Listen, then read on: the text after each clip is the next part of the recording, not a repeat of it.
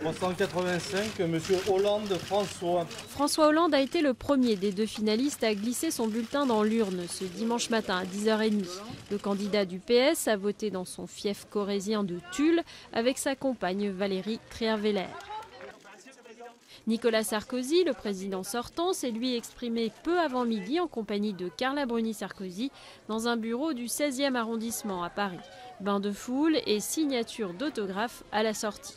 La participation à midi s'élève à 30,66%, un chiffre traditionnellement plus élevé qu'au premier tour. C'est en revanche moins qu'en 2007 où la participation avait été de 34%. Mais il y a 5 ans, la participation était exceptionnelle après le choc de 2002 et l'arrivée du Front National au deuxième tour.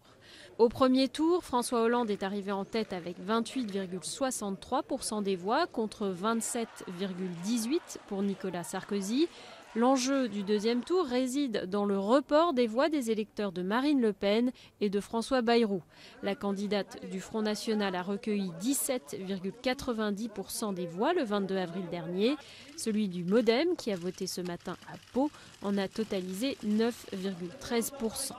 Si François Hollande l'emporte, il deviendra le deuxième président socialiste de la Ve République après François Mitterrand. Dans le cas d'une victoire de Nicolas Sarkozy, il serait l'un des rares dirigeants européens à ne pas avoir cédé sa place sous l'effet de la crise. Les résultats de l'élection ne pourront être officiellement publiés qu'à 20h, heure à laquelle fermeront les bureaux de vote dans les grandes villes.